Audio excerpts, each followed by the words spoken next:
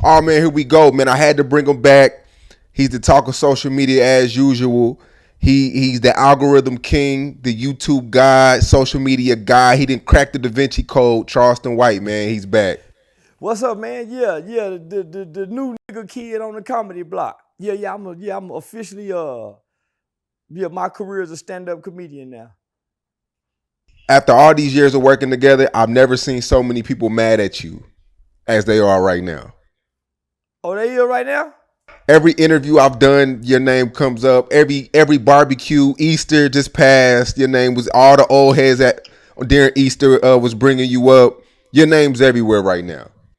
For what? What I done this time? I done so much. I mean, of course, the Gilly situation, man. A lot of people love you, but this is that one thing where people just don't agree with you. They agree with King Von. They agree with Dirk. They agree with Julio Fulio. I remember I talked to Bibby's dad. I've talked to Tuka's mom. They done FBG Duck's Mama Duck. So why is it that they so mad about Gilly's son? And he was a grown kid, talking gangster and playing gangster. So it's only two outcomes of this life, right? So why they so mad now? When we watch drill music evolve and erupt. And if I'm not mistaken, Chief Keef's new song is dissing Tuka. Oh, one of Chief Keef's new songs is dissing Tuka. Yep. So here we go again. I'm making everybody look like a hypocrite, but because Gilly is one of their favorite celebrities, it's easy to feel sorry for him and be mad at me. And I'm telling everybody who mad at me, suck my son. Give a fuck about that son. And that son was playing gangster.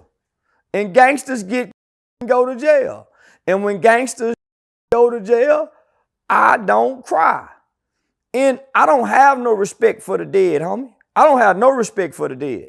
I have respect for my neighbor. I honor my mother and my father.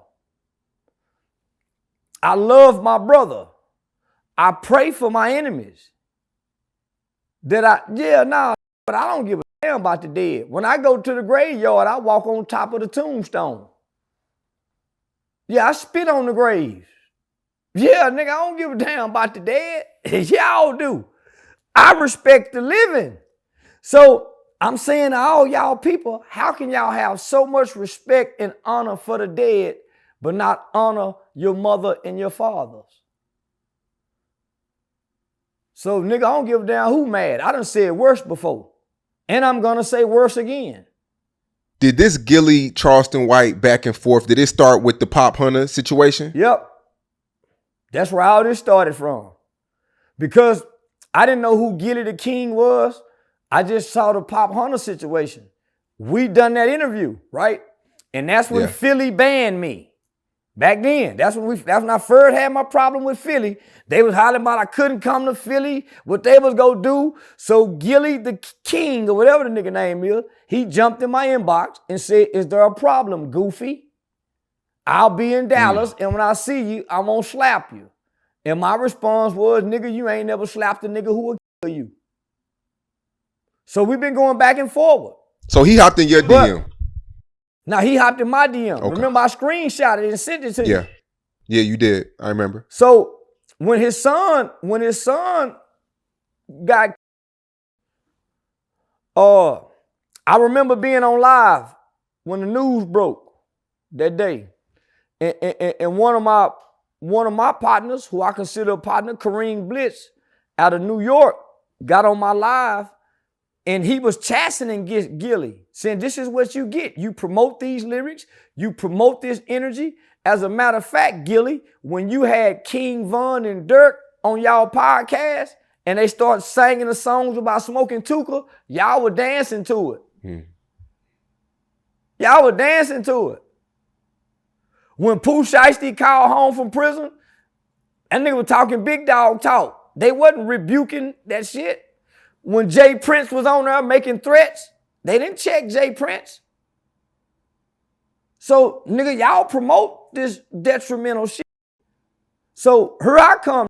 From day one, I've been against it. If your kid playing gangster, I will laugh. If me and you get into it and your kid in a car accident, I laugh. If your kid fall out the car to get run over by a truck, I laugh if I don't like you. If me and you get into it and your baby get molested, I make mockery of your baby getting molested. So f your baby. I don't like you or your kids. I'm that kind of nigga. It's no different than the gang banging nigga when they ride through our neighborhoods and shoot these guns, knowing that there's kids in the neighborhood. It's no different when Kobe Bryant got in his helicopter and they said, hey, Kobe, it's not safe for us to fly. And Kobe said, fly anyway and put everybody's life in jeopardy. He didn't consider those other people. I don't either sometimes. Am I wrong? I want to be wrong sometime when a nigga with me. When a nigga with me, I want to be as wrong as possible. So I want to be wrong. Gilly's son and Gilly. But this is how this came about. I showed nigga some compassion, my nigga, when his son got killed. You did. I openly showed compassion. And people were on trying say to get cheese me. too. On say cheese. Yeah, I showed compassion. I poured my heart out for the man because I put myself in his shoes. Now, I did this openly in front of everybody. Somebody wrote a book, the author of my book. I got a children's book out called Every Neighborhood Needs a Mr. Charleston. Mr. Gaines wrote the book. Mr. Gaines is a former elected official out of Detroit, out of Michigan. He used to be a commissioner in Michigan. So he's wrote several books. So he's a fan of Wallow and Gilly's. He's a fan of Charleston White. So by him being a fan of Charleston White and Wallow, he was hoping that he could promote the book to Gilly and Wallow and them. So, you know, I openly showed compassion, homie. So the dude promoting the book, Mr. Gaines, man, Gilly, you know, he got disrespectful. You know, why you working with this dude? He's a rat, he's a snitch, he ain't never been nothing in his 20s. And I'm saying, is that how y'all celebrity niggas look at us?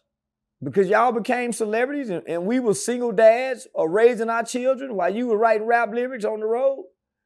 He's at home raising our kids, making right choices where I don't have to snitch. See, I ain't been no criminal, homie. I wasn't no criminal in my 20s. I wasn't no criminal in my 30s. I've never been an adult criminal. So, nigga, I said, well, damn, this how this nigga really feel? Even if we had these feelings in the beginning, homie, when your son died, I went out my way and chastised a friend and told my friend, nah, homie, you wrong. Nigga, you go do this? So, nigga, I take my compassion back. Your son. Nigga, as a matter of fact, I hope the killers are forgiven by God and live a long life of redemption with not losing sleep. I ain't lost one sleep, nigga, over my victim. I've never lost sleep over our victim. So I pray that his killers, nigga, live a long life of redemption and don't lose 1 ounce of sleep over cheese. I think Cheese got what he deserved, nigga. Like every gangster who died in the streets, they get what they deserve. Like every gangster go to jail, nigga, they get what they deserve. So who crying for a gangster nigga who got killed? Who feel bad because we making mockery of a gangster who got killed? Ain't this what we do in the black community?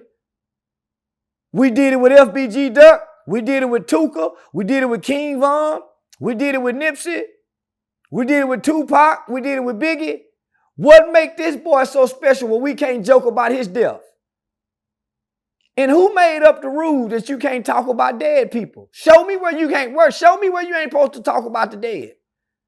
And then show me where karma is real. Where karma go get you for talking about the dead. I'm still waiting for white people to get their karma for slavery. Slavery lasted 400 years. How long we been out of slavery? And white folks still ain't got their karma. What about the police officer who was rehired for killing Tamir Rice?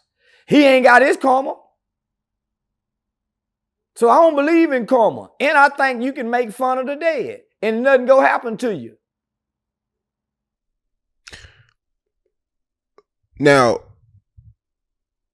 I do want to talk about the karma thing because you called your son on live, and a lot of people are speaking about, you know, you're letting energy into your son's life now. Now people are wishing, and they know you got a son, so they want something to bad happen to your son, so it could be a ha this and that.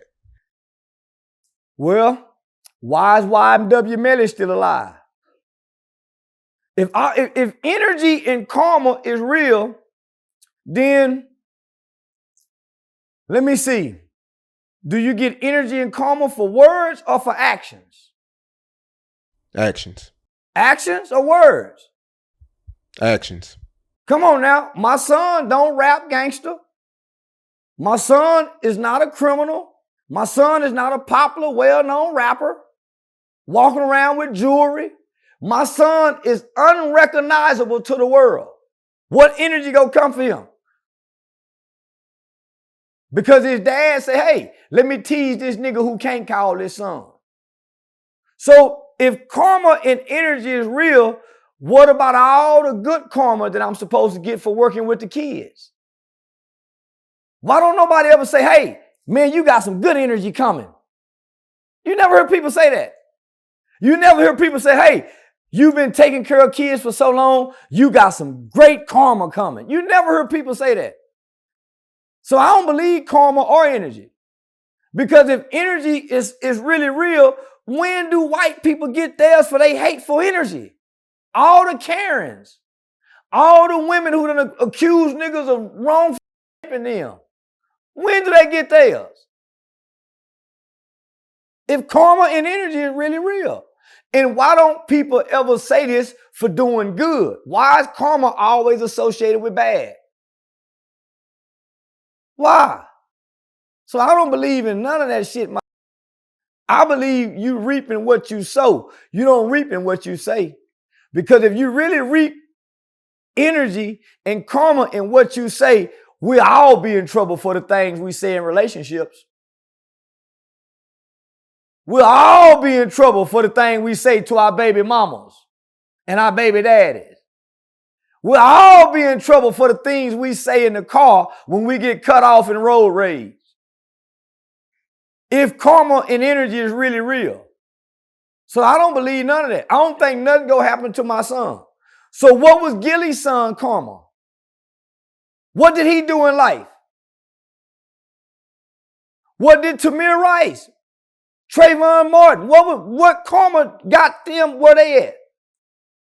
And when do George Zimmerman get his karma?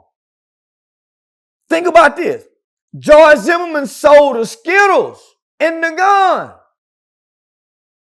And George Zimmerman got a lawsuit out against Trayvon Martin and mama and daddy. When do he get his karma? When do the Catholic priests get their karma for all the molestation that they did? When do the child sex traffickers get their karma? When do the politicians get their karma?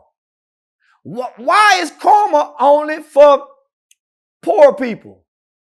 Because you never hear rich people talk about karma. Because they rob, steal, and destroy. You never hear rich people talk about karma. That's a poor person's concept. And by the way, that's a Buddhist belief. Let me ask you this, though, because I've seen you get into it with a lot of people. But don't you feel like sometimes, well, everybody you get into it with, do you always got to go below the belt? Yeah. Why? I go to below the belt with my wife. If me and my brother arguing, nigga, that's why your daddy don't come see you, nigga. That's why your grandmama on your daddy's side died. I go to below the belt with anybody I have an altercation with. Because, nigga, when the gloves are off, the gloves are off. Who fight with limitations? Who put restrictions on fighting? Well, man, homie, when we into it, nothing is off limits, even if you my woman. Yeah, that's why your daddy tried to fuck when you was a kid. That's why your daddy will molest you and your sister. Got me. Now, I'm a mean motherfucker when we arguing. You better not, man, no, I'm a mean motherfucker. So let me be. Because you already know what kind of mouth I got.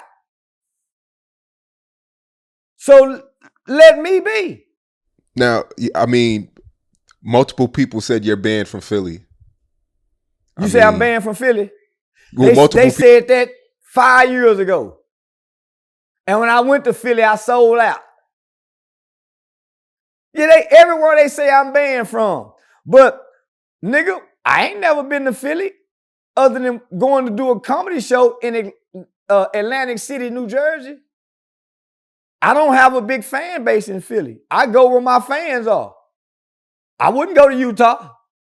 I ain't shit in Utah for me. I'm a Southern guy. Philly is more segregated than the South. Philly conditions, if you stay for 3 days, is depressing conditions. Very depressing. It's like The Walking Dead, and that's outside of Kingston. I rode through there. Oh, you talking about Kensington? Yeah, Kensington. So it's not a vibrant place. I'm a vibrant nigga. I like strip clubs. Philly ain't got no motherfucking strip club. They got a few of them. Nigga, they ain't got like what we know. It ain't like ecstasy and shit like that, nah. That's what I'm saying. So to come from the South in a metropolitan area like Dallas, Fort Worth, to go to Philly, you wouldn't want to stay long because just the visual environment, just the visual of how the environment looks, homie, it looks gloomy. The buildings are old. And I'm saying this when I was there. How can anybody thrive here? Look at these conditions. Look at the kids, homie. And the violence amongst the youth is unlike no other. So if that's the case, then the future for Philly doesn't look bright because the children are 100% of the future. So when you look at the conditions that these children are born and grow up in, you look at the lack of resources in these conditions, you look at the despair, homie, who's gonna thrive out of those conditions? Who's gonna make it out of those conditions? So the city don't put back into the infrastructures. When you look at the grassroots organizations, they're not getting a lot of funding for after school. Homie, I studied that shit. Remember, I was gonna go back and do trash pickup. Remember, I was gonna partner with Allen Iverson, Big Reed, to come do community work there. So I started studying the conditions. Wallow and Gilly trying to go do prison reform while uplifting gangster codes, rules, and ethics on a podcast in the light. So I'm saying, homie, who got compassion for a nigga whose son got playing gangster, talking gangster, and the dad is still acting gangster? Who got compassion when y'all didn't have no compassion for Miss Dominique, Tuka's mother? So man, f that nigga and anybody who mad about what I'm saying. My tune ain't changed. I've been saying f dead rapper nigga kids. I said f Nipsey Hussle. I said f King Von. Drakeo the Ruler, Slim 4. I've been saying f these niggas. Who's surprised about this? And I'm gonna say f some more. Gilly, I'm gonna say some more dead kids, nigga. I said the kids at the Uvalde school shooting. Nigga, I said them kids at Sandy Hook school shooting. Fuck them white kids. Fuck them Mexican kids, nigga. Them ain't our babies. And he ain't no baby. That's a grown nigga got killed in the streets, nigga. Give a fuck about no grown nigga getting killed in the streets. I care about babies dying. You don't think the power of the tongue is real though? No. Because if the power of the tongue is real, all that shit my mama been talking about prosperity and multiplying, and she ain't got no rewards, and she been paying tithes and all. No, hell no. Hell no, that tongue, the power of the tongue ain't real. Why a nigga can't talk his way into no money then? Nigga, I'm for the hit, boy. I'm just my year old. Nigga, why a nigga can't talk his way into no money if the power of the tongue is real? That's all I want to know. Why a nigga can't talk his way into success if the power of the tongue is real? That's all I'm saying. So I don't believe in none of that. I believe in you reap what you sow in actions, not you get back what you say. Because you say a lot of shit. People say a lot of shit they don't mean and they don't do. But nigga, I mean every goddamn thing I say. I mean everything I say because I think about the things I say. What did people around you say? Like your mom or maybe Dewberry or there's people in your circle. Do they agree with everything you do? Like, is there somebody in your circle that's like, Charleston, you taking it too far, my nigga? No. Hell no. Is that because you don't allow people in your circle that don't agree with you? Like you like people that agree with everything you do? Or they just, y'all all think alike? We all think alike. My mother don't watch social media at all. So she don't know what I say. But she done heard me say somebody dead. Kids say, son, I'm not supposed to say that. She say what you say. I say, mama, if that's true, then why your tithes ain't multiplying? If that's true, so I say, mama, that's y'all belief. Maybe it's multiplying in health. Everything don't gotta be money though. Man, my mama done caught coronavirus 7 times. Yo, shut the fuck up. Then my mama done had the COVID-19 7 times and she got the vaccine. Shut the fuck up, bro. Nigga, who want to multiply in health? Don't nobody want to multiply in health the way we eat. We want money. Nigga don't want to be healthy broke. Nigga rather be unhealthy rich. So no, nigga, listen. All that fairy tale, Bible, religious, Quran, Buddhist, Torah talk. Homie, listen. The people who live against that shit live longer and better. The people who sin and break rules, don't wash their hands, don't use condoms, sleep with random people, they live a vibrant, healthy motherfucking life with no problems and issues. Say what you want to say, do what you want to do. But homie, I've said worse. Nigga, I wish on ASIAN babies. I done said worse. I made a whole song talking about a white man, RAPE, a white woman, and a white baby in the head. I made a song. We got to bleep this out, man. You see, so now, homie, so I've said worse. Matter of fact, I just lost my Instagram account. They took my Instagram for promoting sex trafficking. Because I said I'm looking for sex. They took my Instagram for that. It says promoting sex trafficking. I've said worse. But nigga, when you look at my actions in life, you can't never hear nobody say what I've done. It's always what he said. So I stand on the fact that actions speak louder than words. I can come online in my character form and say F all the dead people I want, just like the rappers, and cut the phone off and go work in the community and act like I ain't said nothing. Just like the rappers. Yeah, no, man. I mean, like I said, every event on Easter Sunday was, I mean, especially at my house, you were the topic of discussion. Every phone call, have you spoke to Charleston? Is he gonna apologize? No, I'm not gonna apologize. I hope I made his whole family cry with these words. I don't care about hurting no nigga feelings. Don't give a damn about that, my nigga. If we get into it, my nigga, it's on. It's on. How'd you get those text messages that you shared though? Did the promoter sent it to? I mean, the guy that y'all were partnering with, he sent it to you? He my business partner. Why wouldn't he send it to me? Especially when my nigga done seen me show compassion for him. Why wouldn't my nigga send it to me? And I went publicly, nigga. I stood out before the world. And I went against a friend. I stood out before the world and I went against a friend, somebody I respect and admire, and said, nah, homie, you wrong. Let the man make it. I defended him. So why would my nigga come back and share this with me and he saw me do this? Some people say, well, he don't want to upset a friend.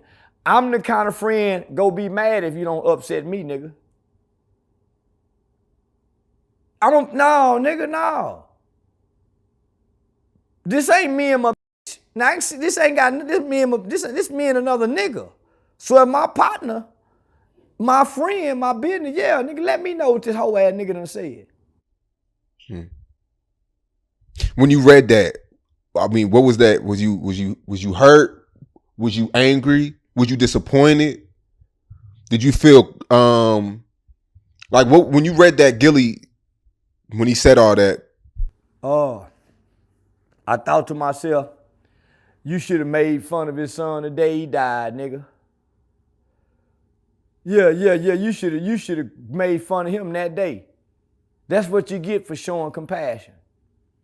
I was taught, and I believe, that only the strong can show compassion for the weak. So I was strong, homie, in showing them some compassion. And I regretted it. Yeah, I regretted it. That's why I got so ugly. Yeah, I was disappointed in myself. Yeah, I should have been mean from the get-go when the son, I should have been mean the time he died. It was, yeah. So that's why I went in so hard. Yeah, Because I was disappointed in myself for giving that whole ass nigga some compassion when that bitch ass nigga didn't deserve it. Yeah, the Pop Hunter shit was fucked up because he was a kid at the time. But then it's like now, if you pay attention, it's a lot of rappers who ratted afterwards and got away with it and still cool, still getting big interviews, still getting that limelight. But Pop Hunter as a kid, after that came out, everybody shut him off. Homie, what they fail to realize is because of that situation, homie, this kid went to the verge of almost suicide. Yep. Come on, homie. They pushed this, man, this kid was at the height of his rap career, had one of the biggest songs with Lil Uzi Vert on Corvette. Gilly them was the one put that paperwork out because he was Pop Hunter popping and he wasn't a street kid. And they was trying to shame him for talking gangster, put the paperwork out, and Cheese was supposed to blow up. Gilly them did that. So when I didn't know nothing about none of this, I just know the whole rap community was shaming this kid Pop Hunter. I done my first interview with you talking about it. That's what made Gilly threaten me. That nigga threatened me, homie. That nigga threatened to cause me bodily harm because I done an interview. Why wouldn't I diss his kid when I showed compassion and mercy for him, even after he threatened me? Talk to me like he'll slap me. Nigga, I'll shoot you in your face, nigga. Nigga, you slap me, you'll get wallow shot too.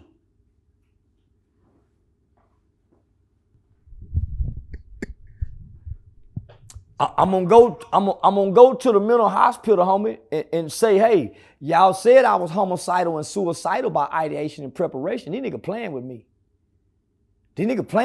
They threatening me. I'm responding to threats. I ain't threatening nobody. I didn't wake up and say, hey, Gilly. No, he disrespecting me. I didn't wake up looking for trouble. I showed compassion. Even after he threatened me. I let it go. So, nigga, I got every right to do what I'm doing. I keep telling y'all I'm willing to die and go to jail for the things that come out of my mouth. I'm willing to die, kill, and go to jail for this shit I'm saying, nigga. You don't think I know this shit dangerous? How long y'all been saying I'm gonna get killed? How long y'all been saying I'm banned? How long y'all been saying karma go get me? It's been 5 years now. Nigga hit me sleep in the barbershop, nigga. I'm out on 2 felony bonds for that. Damn. I'm out on 2 felony bonds for that. Nigga, you can't do nothing to me and I not respond. I'm out on 2 felony bonds for that barbershop incident. Why? I mean, did you chase him or some shit? I'm out on 2 felony bonds, nigga. So if you do something to me, I'm gonna do something, nigga. I'm out on 2 felony bonds.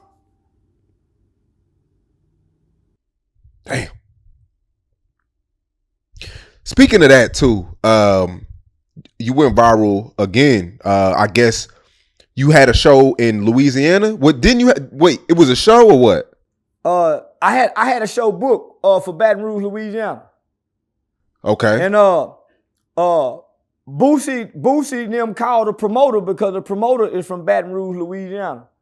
And Boosie mama and Boosie cousin and Boosie said that they had a table and Boosie cousin was gonna try to jump on me and go to jail. I told the promoter, let's have the show. Him nigga, I'm gonna come with the shit. The promoter scared. The promoter said, man, I'm from Baton Rouge. I still got to live here. I said, nigga, so? Ah, come on now. He still got to live there though. So I don't. I don't give a damn about no scary ass nigga. So what he got to live there? I don't. And guess what? I kept the money. Yeah, even though they canceled the show, I kept the goddamn money because the show wasn't canceled at no fault of mine, so they voided the contract. I keep the money. I keep the motherfucking money, nigga. So, ching. So wait, that text message, was it a phone call or a text message that Boosie made? He called, but he called me at first. And so what I did, I scared him and made it like, when I saw how scared he was, I told that nigga, I'm finna call the FBI and try to get Boosie locked up. That nigga begged me not to do it. I told that nigga, nah, you got me fucked up, nigga. I went to stern that nigga. Nigga, you got me fucked up, nigga. You them niggas threatening me, and you talking about he said, man, but I met my mama. Nigga, I don't give a damn about what they gonna do to y'all. That nigga said, man, I said, nigga, I'm finna put the FBI on everybody, and I got the text message to prove. And matter of fact, I'm recording this phone call. And hung up in the face. That nigga was scared. And I played like I done called the FBI and everything to get Boosie ass locked up. They don't know if I done it for real or not. It's all mind games. Damn. So basically Boosie and them, they don't want none of your shows in Louisiana, well, Baton Rouge. Nigga, we had a show booked in Baton Rouge. Baton Rouge ain't rocking with Boosie like that. The promoter just scared of Boosie. The promoter is a weenie nigga. Cause nigga, it's a bunch of people that tried to make some calls. Jay Prince and them that made some calls to try to stop some shows. Jay Prince and them called Tommy T's in Oakland to try to stop my show in Oakland. Man, ain't nobody, only weenies get scared of these niggas. But real business folks ain't scared of these niggas, homie. Jay Prince done called and tried to stop some comedy shows. Can't nobody stop a motherfucking thing, nigga. I put this train set together, nigga. I built this track. This was recent? I created this lane. This was recent? You can't stop what you ain't created, nigga. Didn't nobody let me in. I kicked the motherfucking door in. And I climbed from the bottom to the top. Didn't nobody put the ladder down, nigga. So you can't stop this.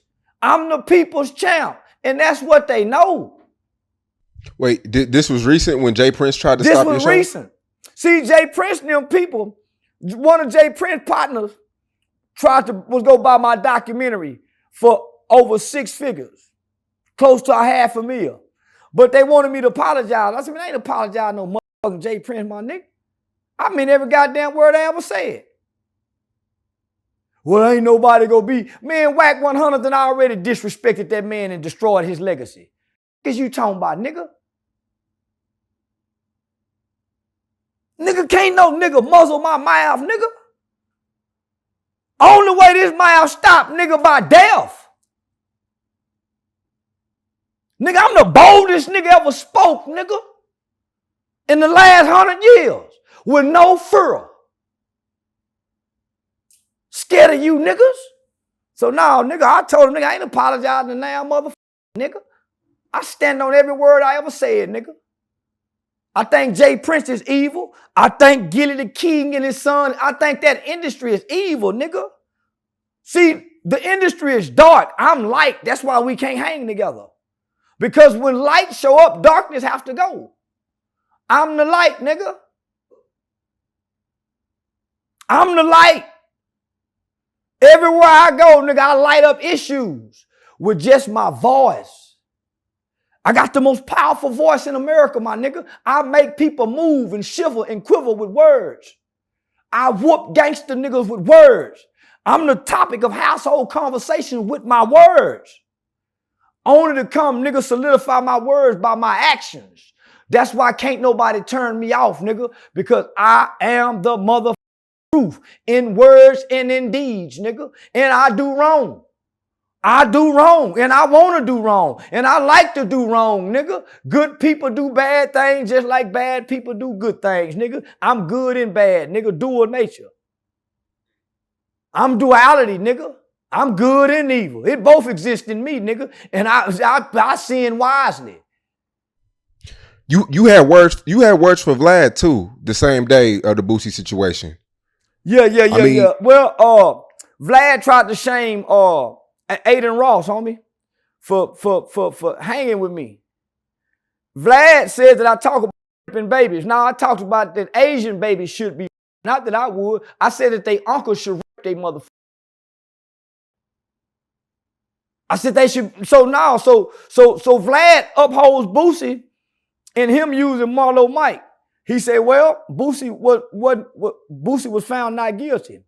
Well, guess what, Vlad? So was OJ, but you still trying to fuck with OJ. You still trying to get up. Yeah. So was OJ found not guilty, but y'all still want to handle him like he guilty. And OJ just had 2 murders. Boosie had 9, I think 5. So Vlad just talking, homie. See, I told Vlad I won't do the interview because I ain't taking $2,000. Yeah, and I think Boosie a hoe. I think if me and Boosie got in the ring, I think I'll make Boosie beg for mercy. I think if me and Boosie was to fight, I'll make Boosie beg for mercy. That would sell out so fast. Hoe. I think I can make Boosie holler, I'm a hoe in a fight. That would sell out like crazy. I think I can make Boosie, if me and Boosie got in the ring, I think I can make Boosie holler out of his mouth, I'm a hoe. Tell him you a hoe, nigga. I bet I can make that nigga holler I'm a hoe. Didn't you reach out before? I told him I'd let him win, but I would go beat him up though. I was just trying to trick him in the ring. I told him, nigga, I'm gonna let you win, Boosie. Go on, take the fight. He listened. But I was just trying to trick him into the ring.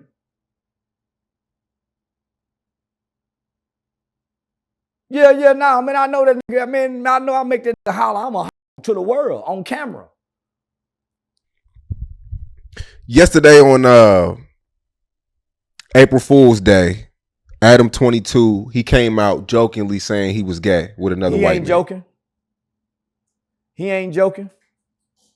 There's no way as one white boy can be as freaky as he is, and he like to see black men push off in his white wife. There's no way he ain't the new Caitlyn Jenner. See, white folks jokingly do things. He made it as a joke, but that was his form of coming out. It just was funny. But he came out the closet. That was a real confession. There's no way all those guys from prison can be around you and they not sense that in him. You see how they talk to him? They all laying to get Atlanta. Nigga, that's the white boy using his wife to get that black meat because he enjoyed just as much as she do. I know some people got some fetishes for big black cocks. If nothing else, just laying their eyes on them. And they get off to just seeing the print of it, the shape of it. the different shapes of it. And I think that's what he do with the OG gangster nigga. Because everybody know the California Crip and Blood nigga, they always been down with the down low gangster talk, the gangster gay talk. Especially in and out of prison. That's why Hollywood was so familiar with the black boy being freaky. It's the gang banging niggas in LA next door to the Hollywood movie producers. That's where all that come from. So no. He just letting her out. That little white girl been knocking inside of him, trying to get out. She just finally done got loose. That's all. She just done finally got loose, done got released, and she running free now. Alicia 22.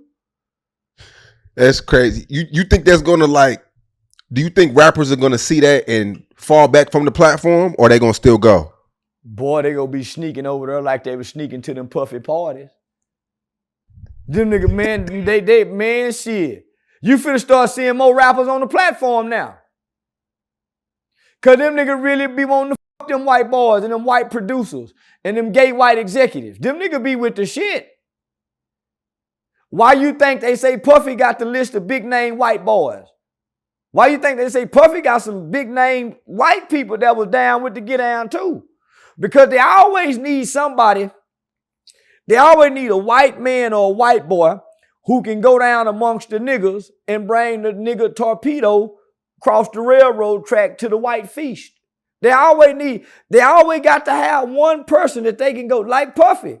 Man, get your rap buddies. That's why Michael Rubin gather up all the rap niggas in the linen and come over here to the parties. And you can't get over here unless you cool with this one nigga or this one white boy. This how you get in. You don't get no invitation to the secret parties, the masquerade parties, the blindfold parties. So Puffy have always been the worm on the hook. Now, Adam 22 is he's the fish on the hook that they using to catch the whales and the sharks. Yeah, he's the bait. He's the bait. And he's attached and associated to the porn industry. Most of them niggas, homie, coming out of prison, been locked up decades, lengthy amount of time. Homie, them niggas is straight perverts on that platform because it's tied to the porn industry. And if you think, homie, Adam 22 done once openly had transsexuals on there. He done once had an openly gay crip. Homie, them niggas sat comfortably amongst this. They didn't call in sick. They sat comfortably. Now think about this. Out of all the gangbangers in the country, they went and got a gay crip. Out of all the big name crips in the world, they went and got a gay crip. You think that's by coincidence? Shit crazy. So now, nigga, that's a porn podcast, a perverts podcast. That No Jumper 22. That's a perverts podcast for gays and gangsters. What's up with the Diddy shit? His house got raided. All three of his houses got raided. It's paperwork out there. I mean, Usher name came up. Stevie J, he's still hanging with Stevie J. I mean, the footage is out there. Meek Mill name came up. How accurate do you think this shit is? I think this shit is inaccurate. I think they lying on Puffy. I don't think Puffy nobody. Puffy is not being accused of. He's not being accused of child molestation. He ain't being accused of nothing but slanging Diddy dick. That's all the boy being accused of, slanging Diddy dick. He ain't nobody that was unwilling. He willing. So what's the problem? He whooped his a few times, paid. What's the problem? They lying on Diddy. So you mean to tell me that the FBI raided your house? Last nigga house got raided and went to jail. Keefy D? You mean to tell me they got all this paperwork? They got Usher name in her. They got Usher name in her saying what? That Usher liked the party? They got Meek Mill's name in her. They got Meek Mill's name in her doing what? Sucking dick, taking dick, or showing dick. You believe that? Know. Huh? You believe the Meek Mill shit? No, I don't believe none of it. Because this is what I'm saying.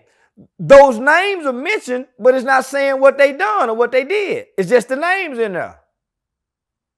So that don't make sense. And then it ain't a hoe talking. It's it's a gay dude that was taking the dick talking. You can't believe nothing no nigga done took dick done said. You can't believe nothing who a nigga done openly took dick, had fun taking it, and now he telling. It sound more like a disgruntled punk. Can't get that dick no more. It's a lot of stories out there though. I mean, over the past 20 years, Cassie came out recently. A lot of rappers say weird things that went on. Listen. They say, I heard a lot of rappers say weird things. But nigga, why they ain't said what the weird things was then? Why they protecting this guy? Is it like they protected R. Kelly? Is it like they protected Harvey Weinstein? Jay-Z hung out with Harvey Weinstein too now.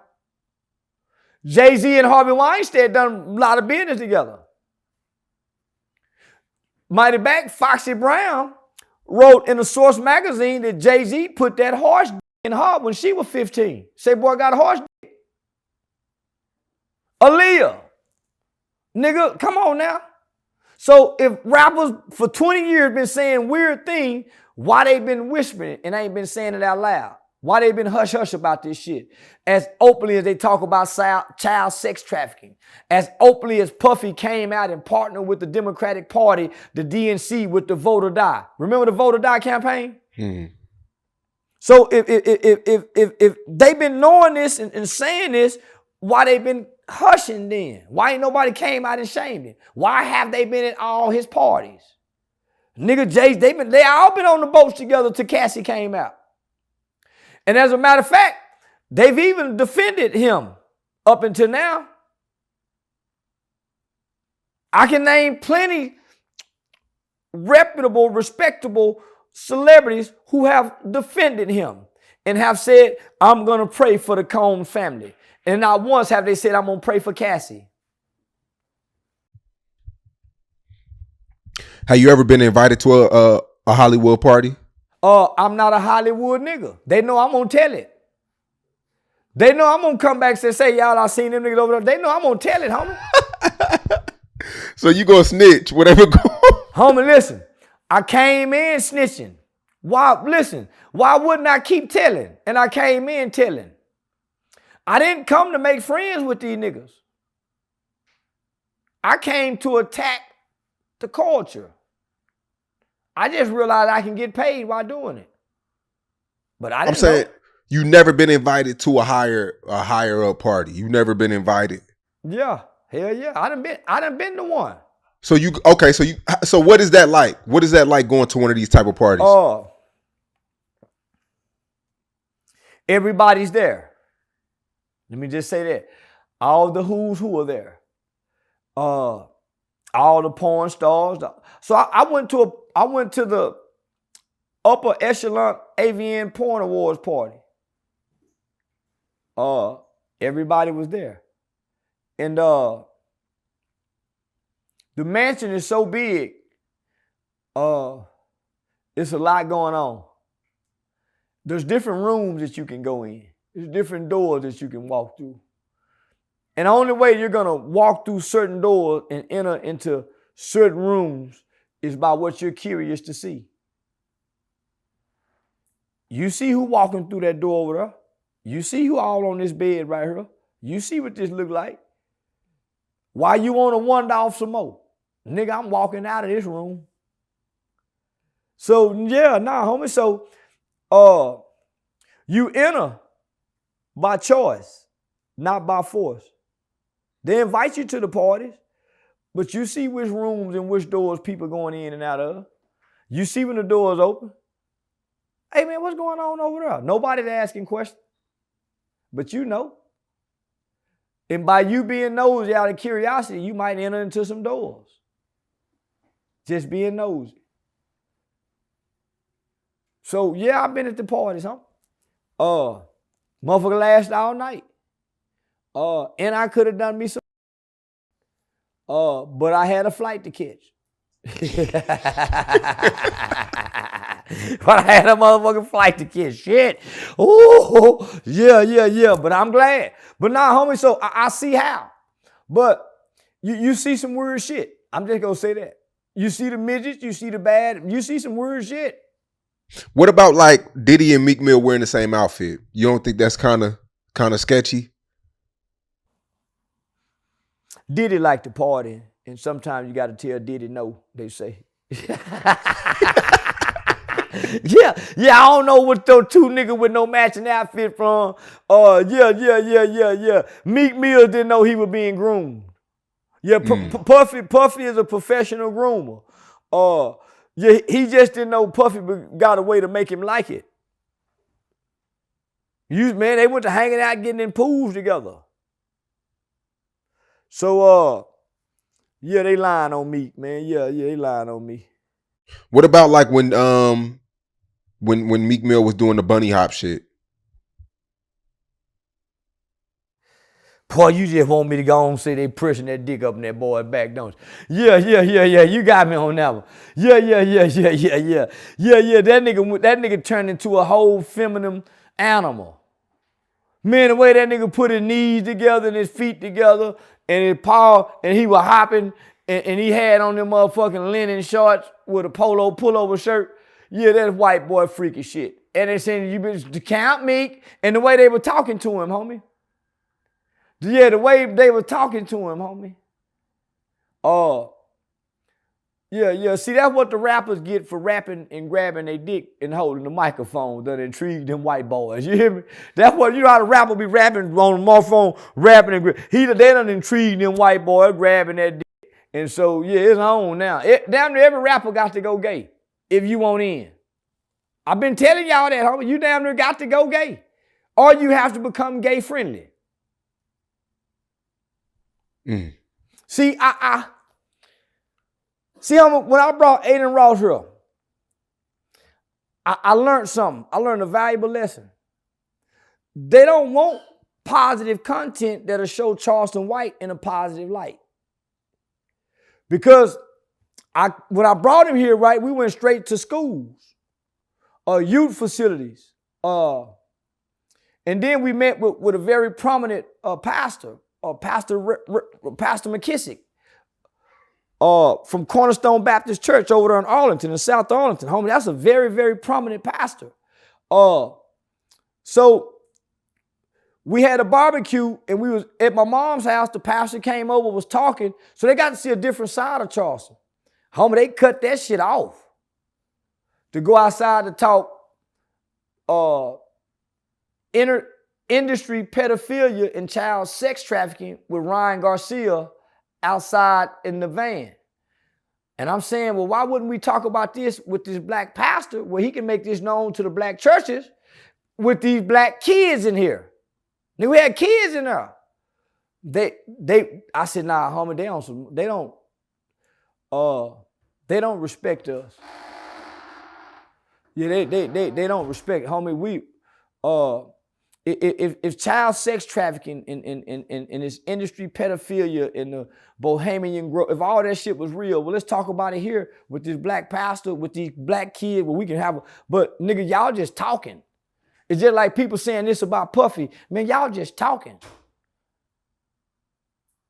Because if y'all would, the type of money and the resources y'all got, nigga, y'all can bring some awareness to child sex trafficking if y'all were really serious.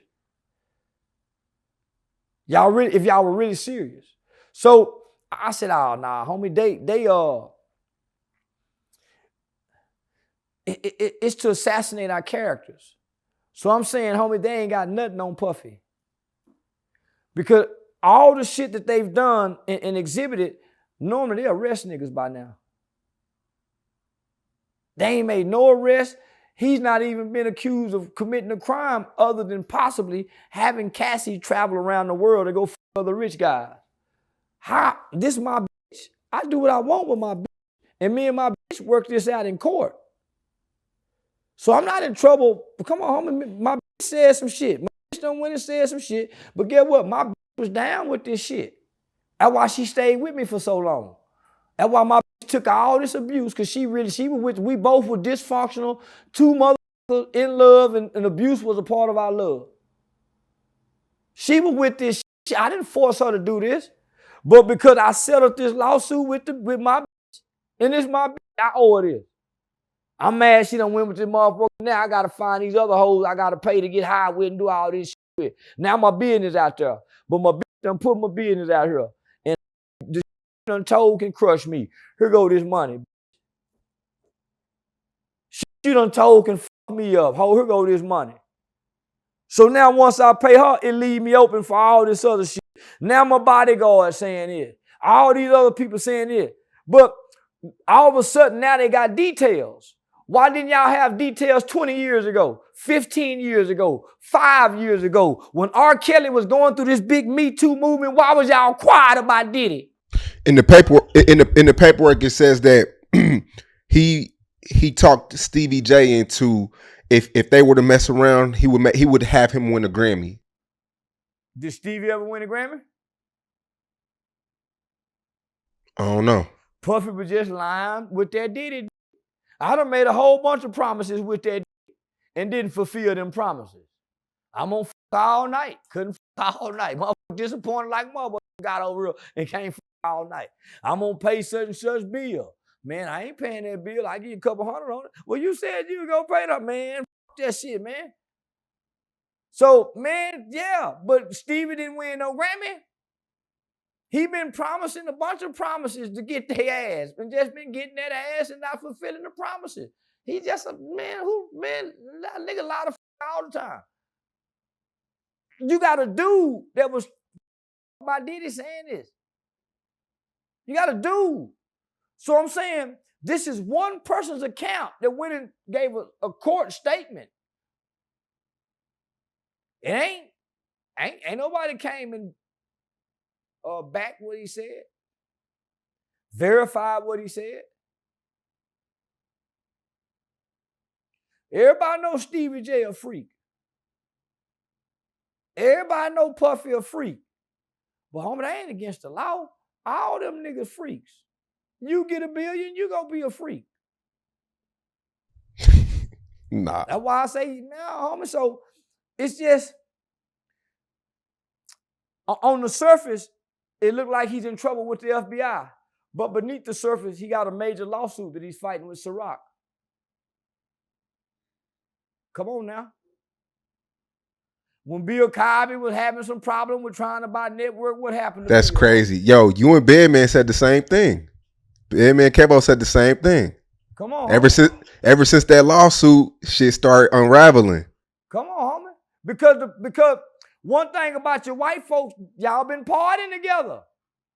You been sending your hoe over here. That's how you got this deal. Oh, wait. So he did win a Grammy. Stevie won a Grammy? Or did Biggie win a Grammy? Oh, he won a Grammy for Puff Daddy's album. Yep. Well, shit, boy, shit. Puffy ain't lying then. You give him what you give him something, you go get your Grammy. Yeah. So see, at least he honest. At least the man got a Grammy, kept his word. Damn. Man, I think it was I think it was Ashanti in an interview that she said a very well-known producer. I think it was Irv. Was it Irv Gotti? She said it was a very well-known producer that just wanted to take a shower with her. And he would have produced the track and all that. But when she didn't want to take the shower, she got to pay for it. I don't think it was Irv Gotti. That's the industry. The industry is based on quid quo pro. What can I get if I do this for you? I'm gonna go out on a limb. All of them had to suck to get in. And nigga, if you think nigga Beyonce didn't have to a white man, if you think Rihanna didn't, and they telling y'all what kind of man Harvey Weinstein was, if you think nigga Diana Ross, nigga Tupac told us Quincy Jones came up to him, nigga. Quincy Jones came out and said that Richard Pryor and Marlon Brando was messing him. Come on now. So when you look at today and you say, well, man, how could gay rights be passed? I see how. These niggas been sneaking and freaking. That's how it's so easy for gay laws and legislation, nigga, to come in this generation. Cause these niggas been doing this shit, nigga. And it's all about, and nigga, this really come from the make love, not war generation. Them niggas been freaking since the 70s and the 60s. It's ever since the Vietnam make love, not war, it's been the hippie group. Mother smoking weed, wood. It's been this group. Getting high, partying, and f***ing. Because they didn't really have a struggle. Black people don't have a struggle no more. So that's why I keep telling y'all, nigga, we the new sex slaves, sex toys. We ain't gonna be economic slaves. We gonna be sex slaves. Where our women are gonna have to go back to just working out their houses, whole houses, because it ain't no jobs, it ain't no resources. It's gonna be a commodity again. It's gonna be a commodity, but it's gonna be a commodity for that white man's perversion. They want free reign again and be able to come down off in the ghetto when they drunk and snatch up a girl and bring her out and take her back over here and sell them drunk white boys. Why you think they pushing selling coochie music, sexy red? Why you think they selling this, nigga? This is to desensitize and make all the girls. They know what they doing.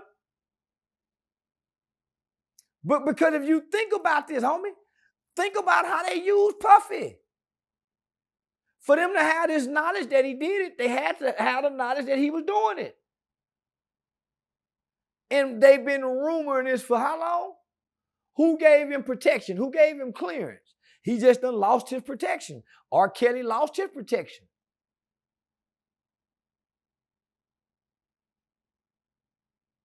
So now,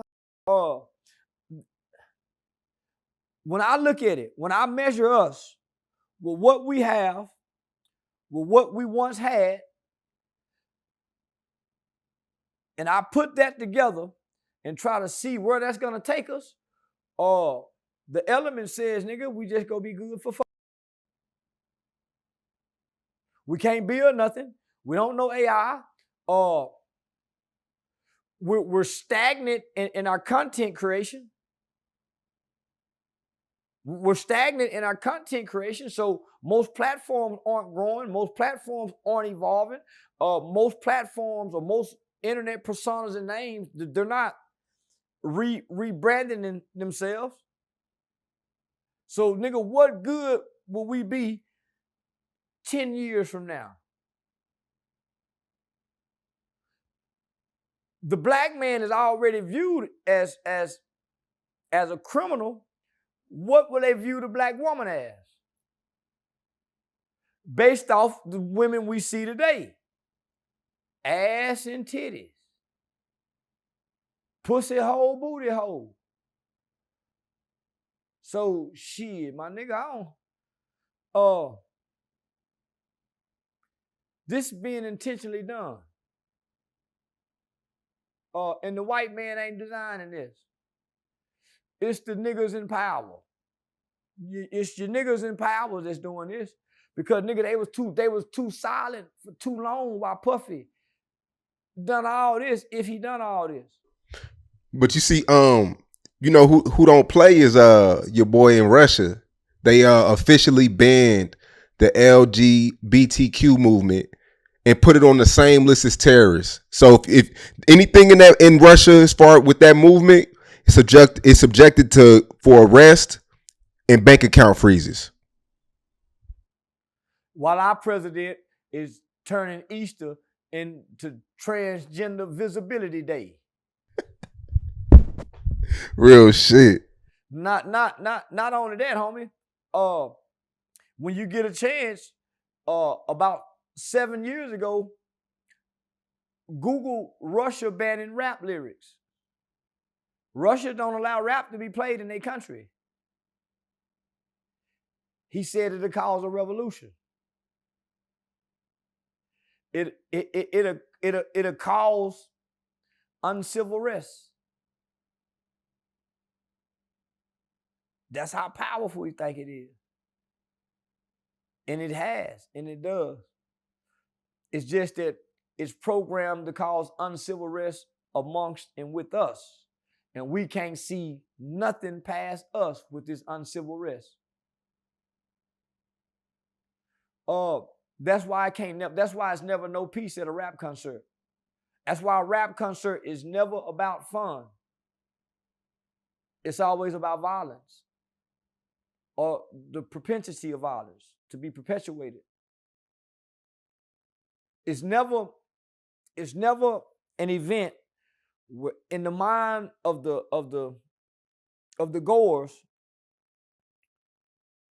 that this is just for fun. Think about that, man. Every rap event, homie, is not just for fun. It's an event that's gonna be violent.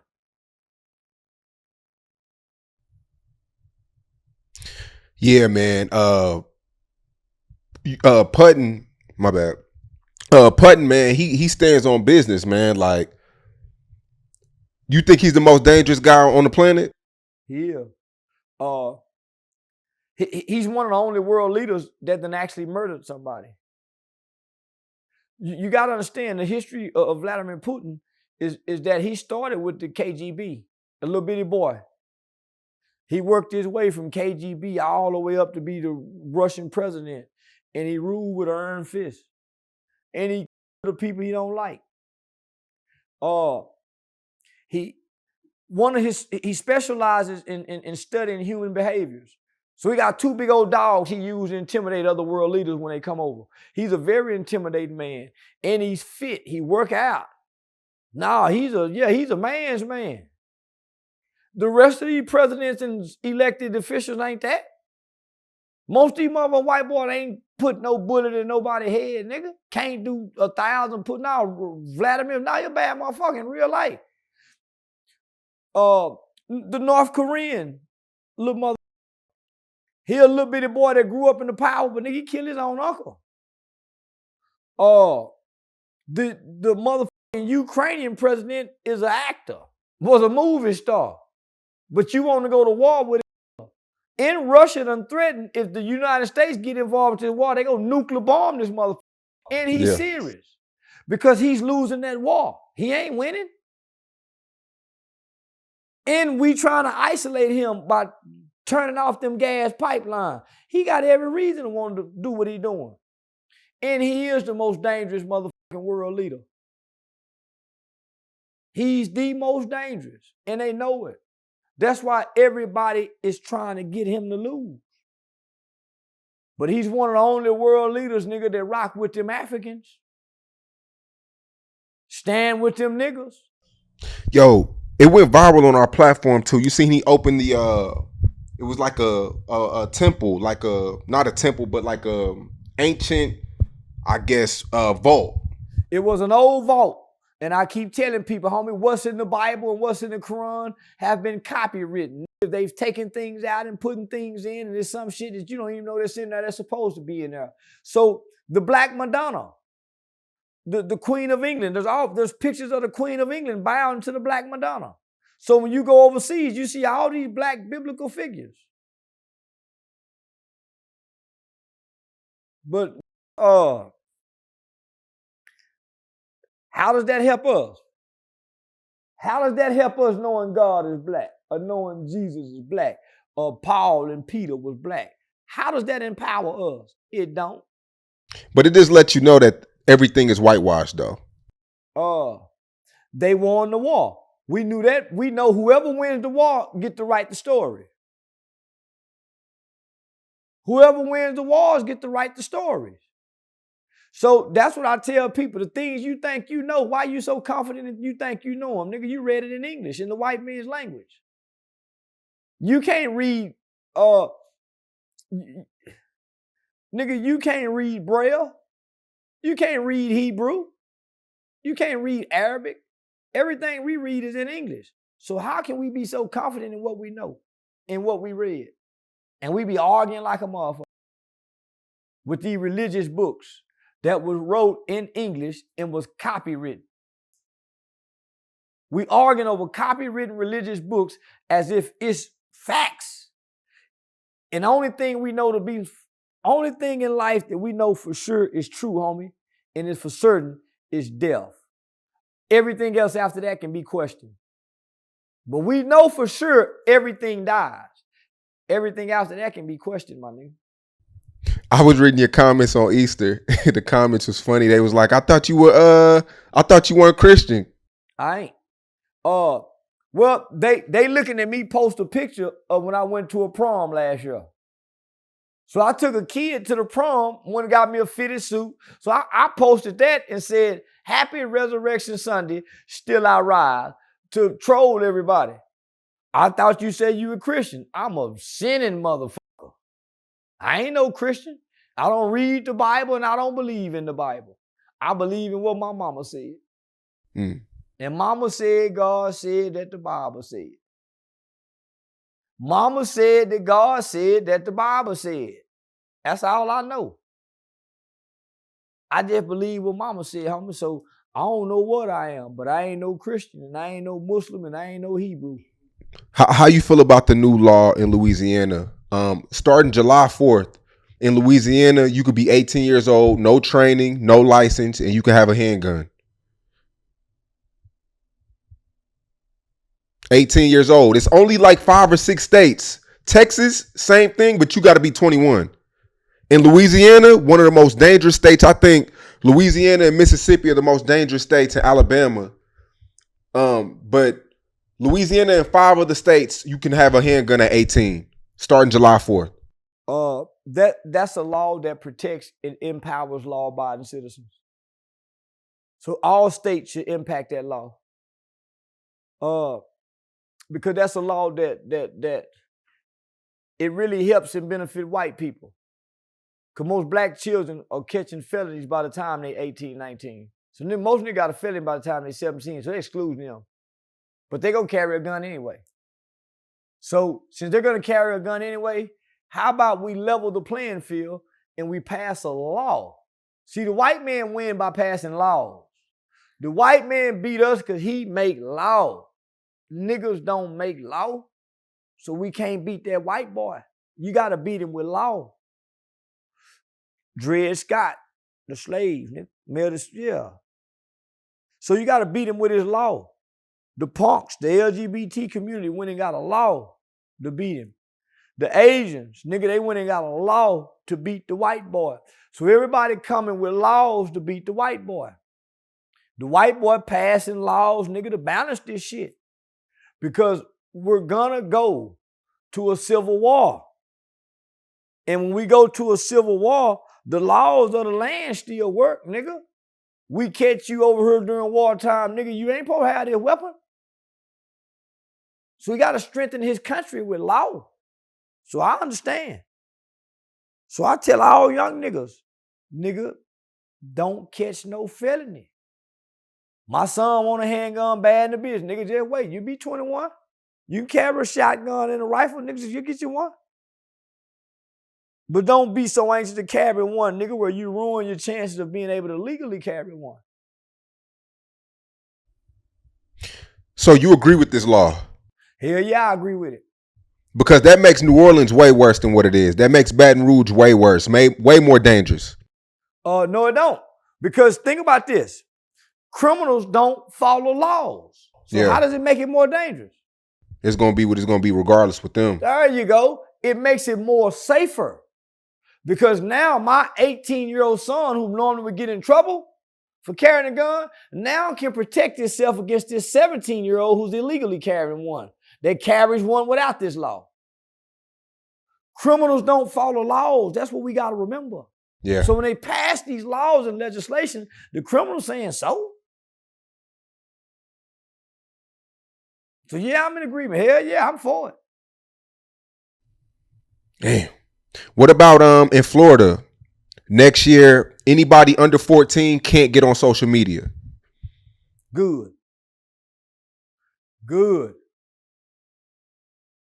Yeah, that's real good.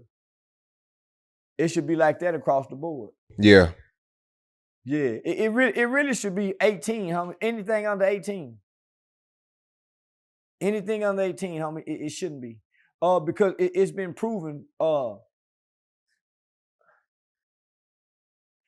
even the big techs have come to our government and said that, hey, we have to do something about minimizing advertisement to kids on social media. When we was kids, homie, I wouldn't say it was illegal, but it was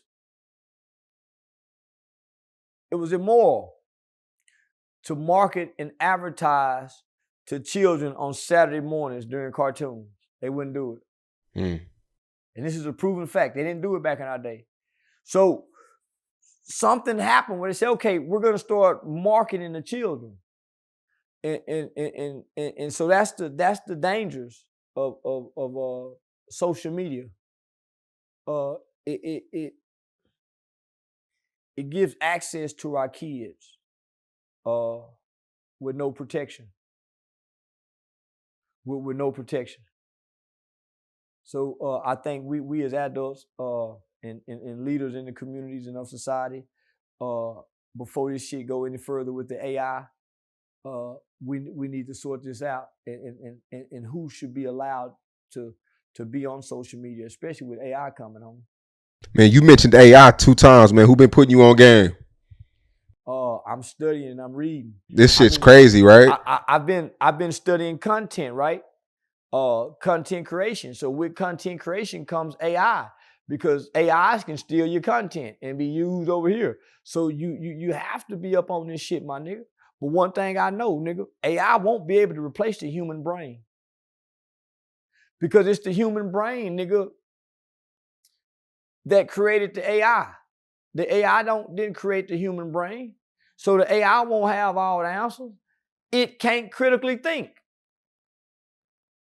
So they think about this, homie. They remove critical thinking skills out of school. Kids don't critically think because of standardized testing. So the kids won't think. The AI can't critically think. It just has an answer, but it can't critically think. So who gonna be thinking for the humans? Because humans gonna be relying on AI. So man, yeah, I'm up on that shit, my nigga. I ain't finna be no digital slave. What you think about Jaylen Green, man, Houston Rockets player, getting Drea pregnant, man, and he's 19 years younger. You feel like he's trapped? He got trapped? Did he get trapped? Yeah. Yeah, he got trapped. Hell yeah, he got trapped. Boy, sucker born every day. But boy, ain't nothing like that good old hoe pussy when you got mama problem. Yeah, boy, when you got mama issues, that's how this type of shit happen. Yeah, nigga find mama in that pussy. It's like going to Walmart, nigga, everything in one shop. He was most definitely trapped, and she know what she was doing because she done been through many basketball players. But she won. He lost. Yeah, he out of pocket for that. Yeah, he fucked up. But he a young nigga. How much money he got? Shit, man. He probably about to sign a $200 million contract. See, that baby go get 70. Yeah, baby go get 70 million out of 18 years with a hoe like her. Hey. Yeah, she gonna take his ass through the ringer. He's the same age as her son. If I was him, I'd be her son girls too then. We the same age. Yeah, me and him will become brothers instead of father and son. Yeah. Hell yeah. If I was him, yeah, he'll be hell no. He in an ideal situation that I would like to be in if I was his age. Last thing, Honeycomb Brazy, he's mad at his whole family because none of his family came to his recent court date. He said he's done with everybody, family, friends. It's just him. Man, when you go to jail 3, 4, 5 times, ain't nobody supposed to come to your court date, nigga. They sick of that shit. Nigga, fast as you went back to jail, shit, nobody showed up to your court date. Man, when you make the bed lie in it, nigga don't get down there and be hollering family because you done been down there 7 times. What about them first time, 5 times you were down there and they was at every court date? What about when you came home, homie, and they were happy to see you? As soon as you come home, you on the internet with the internet and all these other niggas. You trying to get your lick back. You ain't coming trying to stay home, nigga, to put us. No, nigga, you the one can get us there. Nigga, you our lifeline. So when you go back, we hurt. We disappointed. Nigga, we ashamed. Cause we been talking, me and my nigga Woo, we gotta defend you online. We defending you at work. You looking like a crash dummy, my nigga. You looking like a stew head. You ain't looking like no big dog, nigga. Like how you know. So man, nigga hurt. And to come back, you want us to come to court for what? This ain't your first rodeo, big dog. You a gangster. Nigga, Uncle Wayne went to prison and we ain't even know he was there. Nigga, they thought Uncle Wayne, where Wayne? Nigga, we ain't seen Uncle Wayne for years. Grandmama went to the feds. Nigga, my mama didn't even know what grandmama was, nigga, for years. Nigga, real gangsters go to jail and don't worry their family with nothing. Nigga, my brother went to prison and saw my uncle in a prison newspaper playing basketball and said, Mama, Uncle Wayne down in such and such. Man, nigga down there 10, 12 years before somebody found out what that nigga was. He didn't write no letter, no nothing. Y'all, I mean, he didn't notify nobody. You chose this life, nigga. Why you want us in there with you? Only one obligated that's gonna be there with you, nigga, they got killed. They got killed. So now, my nigga, he wrong. Him and any other nigga that feel like that, homie. Especially if you grown. My nigga went to prison at 15 years old. He still waiting on his mama to come bring the bond money. His mama told him to figure it out. My nigga took 20 years thinking I'm gonna take 20. He a kid. At 15, this nigga, nah, my nigga. See, that's why I challenge these niggas. That's why, man, you niggas, man, this shit hypocrites, my nigga. That's why this shit disgusts me. These niggas talk all that gangster shit, talk all this about this, celebrate the rapping niggas, homie, but soon as it hit home, it's a po me. It's a po me pity party. So I'm saying, nigga, that's why I abandoned all street rules and ethics. You can't stand on them as a man. And you damn sure can't stand on them by yourself and be able to hold your head up. The niggas that's standing on them motherfucking codes, nigga, they living and dying in agony, nigga. Dragging their feet at time, walking with their head down. Knowing, nigga, ain't no rewards to this. But I'm stuck on stage. That nigga go get stuck on stage, my nigga. With all the talents and all, man, they go get stuck on stage. And when I be looking at Gilly, homie, I be saying, man, this nigga will get a nigga stuck on stage. I'm down for telling and calling the police. I'm a law-abiding citizen. I'm not a criminal breaking law, so there's no way for me to be a snitch. I'm not a criminal breaking law, so there's no way for me to be a snitch. I've never been an adult criminal breaking law, so I ain't never been a snitch. I've never been in no trouble to have to tell on no nigga. I'm a nigga that'll tell on a nigga if he me. I ain't a nigga breaking law to tell to get out of trouble. And until we teach the difference, yeah, we go keep being misguided. I see a Bitcoin hoodie. Is that a Bitcoin hoodie? Nah, man, it's my nigga Black Lips. Oh, Black okay. Lips is a black label. Yeah, I don't believe in Bitcoin. I think Bitcoin is one of the biggest scams in history. Wow. Yeah, nah, this Black Lips, man. My boy Barry White clothing label, man, out of Charlotte. So you'll never get into cryptocurrency? No, never. Although that the dollar is losing value.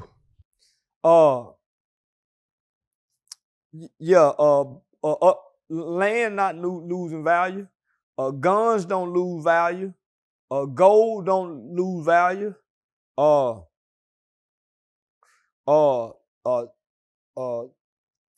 Different kind of products, textile. So salt and pepper not losing value. The exchange of coins and money slips will one day come to an end. We're gonna have to start bartering. Niggas, hey man, I got 2 chickens and a goat. Can I get 3 of them pigs? Man, I got a cow. Nigga, we have to go back to that kind of shit. Man, I got some potatoes. I got 7 pounds of greens. Nigga, seeds go be money. Between Russia and China, they playing with our internet service. I'm gonna say it again. Between Russia, China, Iran, and North Korea, homie, they playing with our internet capabilities and our satellite and our services. So Russia have it's called an EMP, electronic magnet. Homie, they can damn near put us back in the dark ages. They do it every so often, make it like it's a glitch. But homie, these be attacks coming. 70-something million AT&T users' information leaked to the dark web. Nigga, that's China and Russia. But we can only save 20 million. What about them other 50 million? We can only put protection on 20 million. What about the other 50? So, we're not preparing for what's to come. So between Bitcoins, dollars, quarters, nickels, and pennies, it's going to be replaced for pillows, blankets, toiletry, labor, kernels of corn, that kind of shit. Yeah, water, clean water, water purification tablets, shit like that. That's what's going to be money in the future. It's people making millions off this crypto shit though. Who? It's a lot of crypto millionaires out there. Where they spending their money and how they living? A lot of them move to Dubai. I don't want to do that. Because Dubai laws are too strict. You can't smoke or anything. You can end up in jail for anything.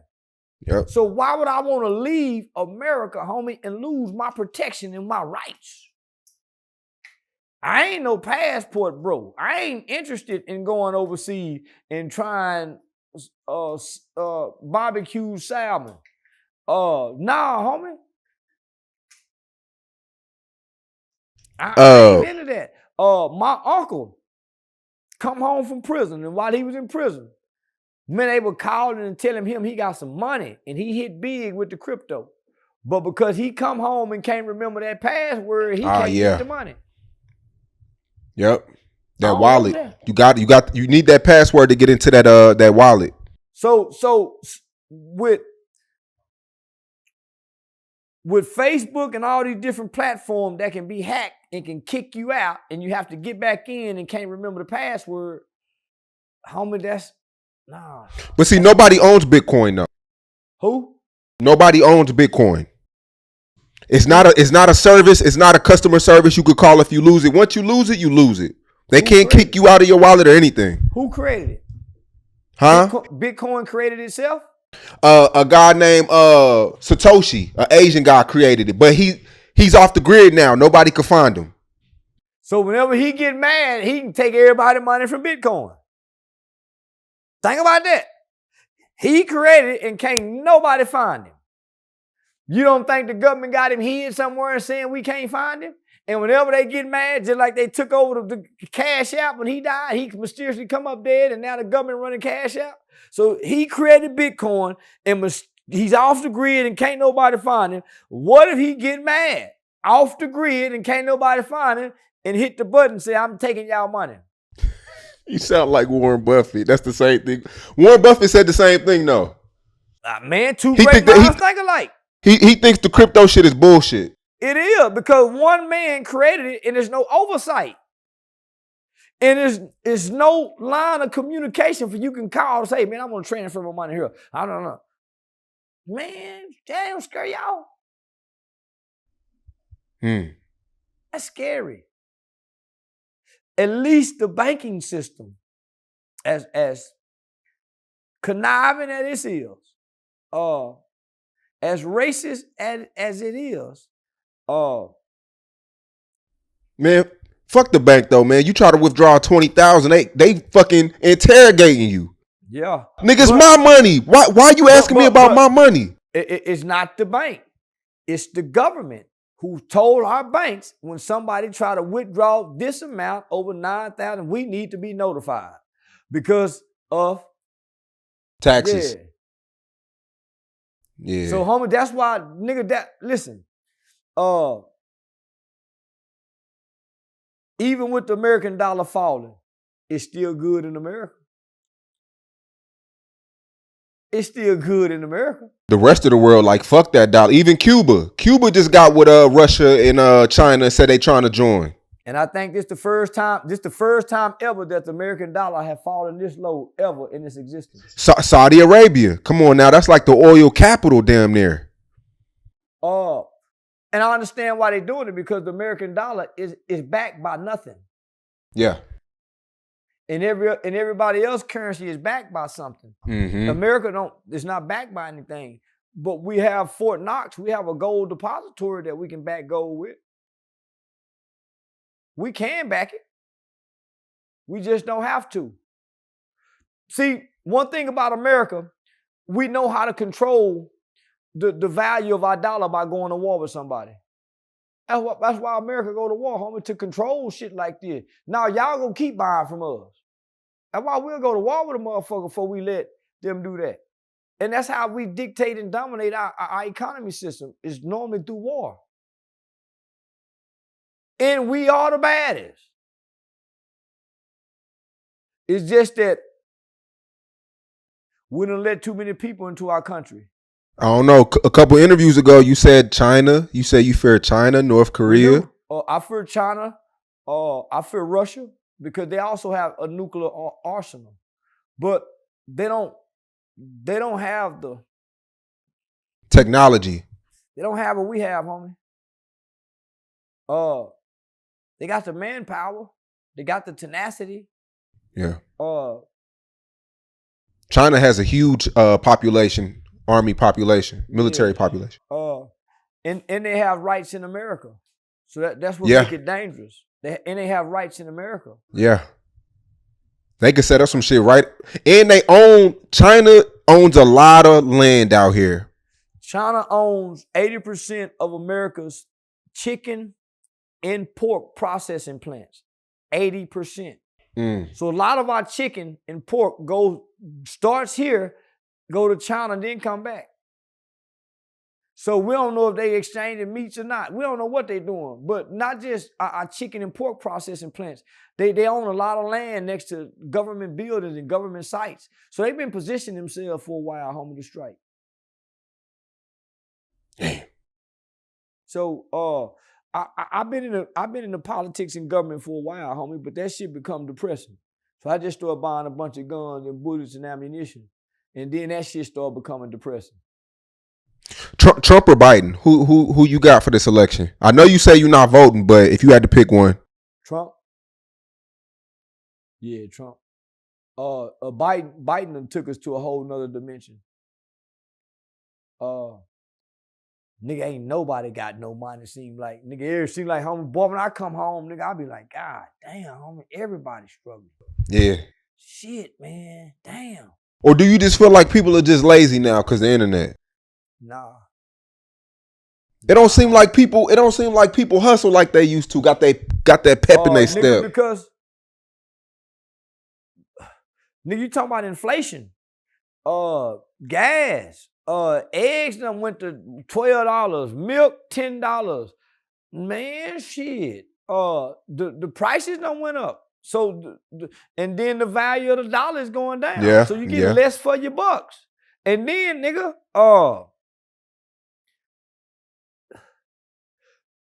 between Amazon monopolizing the trucking industry, Amazon coming with the warehouse job, monopolizing warehouse working, nigga, where else can you hustle at? What hustle? Everybody selling clothes. Around here in the Dallas-Fort Worth area, nigga, everything closed at 2 now. So that cut a whole lot of funding.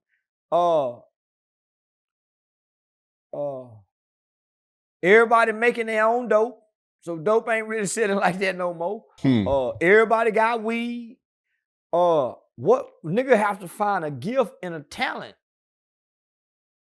Nigga gotta have a business idea. Nigga hustling is a day by day. That's a day by day job. Nigga hustling, man. I'm hustling. Nigga gotta invest. Hustling trying to, man, that's scratching. Nah, man, nigga gotta have something in place that's working. Some residuals. Yeah. Some passive income. Fuck hustling. The days of hustling is over, homie. That's real. Unless you hustling your business. But nigga, if you ain't hustling no business, what you hustling? Mm-hmm. And what is your hustle? What benefits do your hustle provide other than just taking care of the bills? So nigga, you gotta have a job and a hustle. Yeah. You gotta have a job and a job. Facts. So yeah, nah, my nigga. So I don't think people are lazy. I think America is falling. Like Babylon. Yeah, I think America is falling, my nigga. People want to know, why haven't you been on Club Shay Shay yet? I don't think Shannon Sharp really fuck with me. Yeah, nah, homie, the industry people don't fuck with me. So the Breakfast Club, none of these people rock with me, homie. I think people are scared because once they get associated with you, then they lose people. No, it's not that they scared. They know I'm telling the truth. And my truth stands against the industry. Because the things that they have to question me about, my rebuttal is, y'all didn't say nothing to King Von. That's my rebuttal. What about rap music? What about this? So that's my rebuttal. And so it's easier to dismiss me rather than to be afraid of losing somebody associated with me. Because platforms grow when I'm on them. Man, it's been proven platforms grow when I'm on them. I did a live stream with back on Feed. I seen that. Nigga, they numbers out the roof. T-Real. Subscribers. Yeah. I was told by some people in the industry, hey Charleston, whatever you do, don't ever sell yourself short. Because you are a well of content. They said that I'm a well of content. So I think these industry people, homie, they done took a personal disliking from the things I've said. So they made it personal. Because when DJ Academics put me on there, he didn't lose followers. Revolt TV, they didn't lose followers. 85 South, these were some of the biggest numbers that they have ever had on their platform. So they don't lose numbers. It's just that this is personal with them because these are their celebrity friends. And if black people didn't know, celebrities really have a us against them mentality. They really look down on us. They really think they better than us. Homie. So that's why they don't come down off their high horse and come down here. That's why homie. So that's why they think I'm talentless. Yeah, I mean, homie, the industry blacks really hate me. But the industry white people love me when they meet me and see the personality. Homie, but the industry black people, man, he said this. From Snoop Dogg, Daddy, how many people really, really dislike me based off what I've said? And I'm saying, look at all the things y'all have done and said. Look at all the things. Homie, I can go down the list. Tupac was accused of rape. Kobe Bryant accused of rape. Mike Tyson accused. I can go down the list, and these people are convicted. They love Mike Tyson, but nigga, Mike is a convicted rapist. It's documented. Kobe Bryant settled a lawsuit for rape. I can go on and on and on and on and on and on and on, but not with me, my nigga. So that's how you know a nigga telling the truth, because the truth hurts. And I've been hurting these niggas motherfucking ass, my nigga. And so I'm saying at this point, leave me at the bottom where I'm at. Because this is where I'm thriving at the bottom with the people. The people made me a celebrity, my nigga. The celebrity people say I ain't no celebrity. But boy, the regular people in life, they swear up and down I'm a celebrity. So I'm going to stay down here with the regular people because they made me a star. I think if you would have walked through, well, when you do walk through the mall, it go crazy every time. I let my window down this weekend, downtown Chattanooga, Tennessee. And the kids rushed the car, homie, it blew my mind. I let the window down, nigga, the kids rushed it. They said, that's Charleston White. And the kids went crazy. The police had to come. Yeah, I'm talking about it was mayhem. But what I noticed, homie, all them kids was up at that window. Nobody was disrespectful. Nobody tried to reach in, grab a nigga chain, none of that, homie. They were just excited to see a nigga. That's what humble a nigga. See, I make all the adults mad. And boy, I make all the kids happy. And so that's the balance. Yeah, that's my balance. Last thing, Charles Barkley said if he was to see any black people walking around with Trump merch, he'll punch him.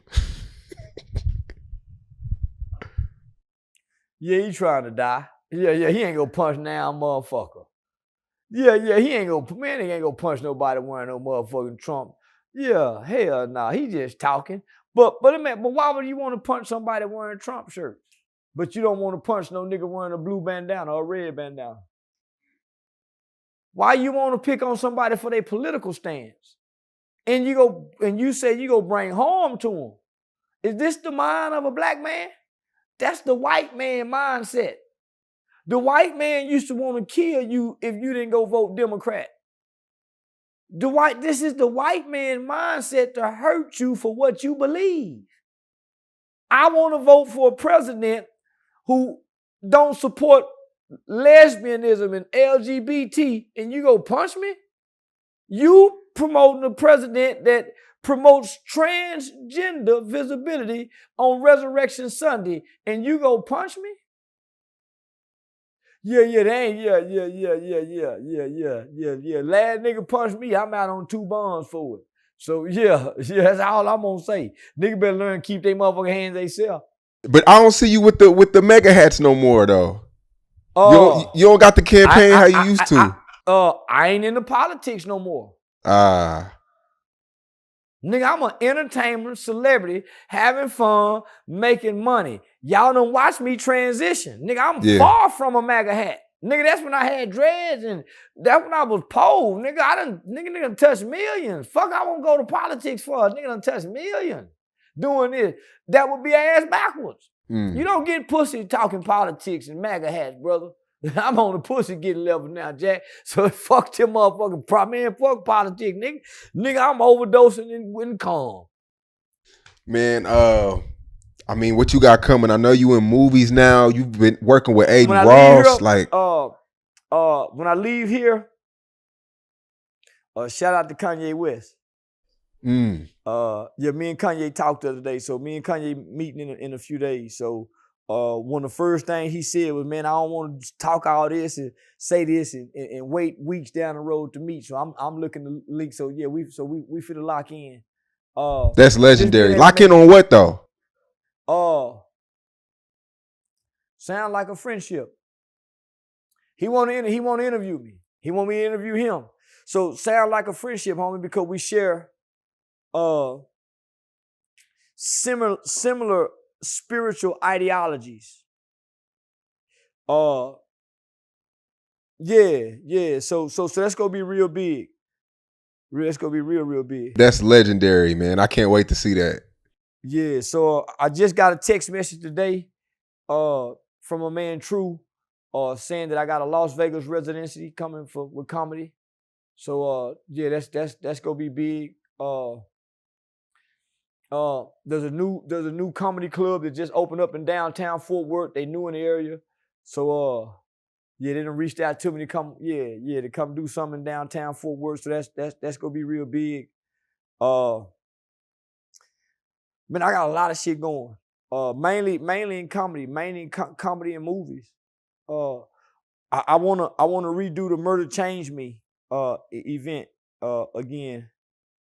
So that's something I'm gonna be working on this summer. That was a brilliant idea, man.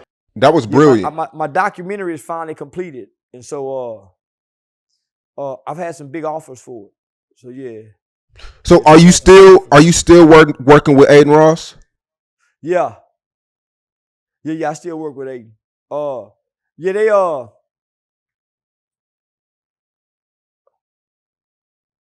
I'm trying to show the man on the internet, and because I'm thinking, well, maybe people want to see Charleston. Nah, hell nah, nigga. No, nobody want to see Charleston on the internet. They want Rat Williams, the internet persona. They want wild and crazy and so nigga, that's what I'm gonna keep on. That's what I'm gonna keep online. I think you got a big enough cult following now to where as though you got people with sense that you don't have to get out of your element for people to fuck with you. You don't have to be disrespectful. I feel like you could be yourself now when people will love it. Why you say that? You don't. It's not broken, so why fix it? As soon as I release the character, man, because that's the most entertaining part of the persona. Charleston is not entertaining. If I don't cuss, if I don't say fuck your dead nigga, I ain't entertaining. Motherfucker want the wild man talk, yeah, homie. So it's transitioning from Charleston, Rat Williams, Chicken Shit Charlie to Unc. Unc is the lovable guy. The wild, lovable guy doing the 20 versus ones. So, nigga, I probably can brand Unc for another 3 to 5 years before I have to try to evolve past Unc. So, rather than me trying to just bring Charleston online and kill Unc, because Charleston gonna get too serious. Charleston gonna be talking serious topics, helping kids. Charleston gonna get in more debates. Nigga, Unc can talk crazy and laugh and never be taken serious and just be funny. I saw it, homie. Nigga, as soon as we got through filming that shit with Aiden Ross and them, nigga, we went to the Hope Forum. Nigga, they took that down because it showed me in a whole different light. Nigga, all my videos that show me anything positive that's Charleston, I said either the algorithm is rejecting it or nigga, my audience don't appeal to a positive Charleston. I be testing to see. And nigga, if you go look now, you'll see, nah, homie, that positive shit don't get no play in the trunk. They want that negative shit, nigga, that ignorant nigga shit. And nigga, that's what I serve them. And they love it. So I got me and Tasha K for the link up. Me and Tasha K been talking, so we about to link up. She saw the interview when I talked about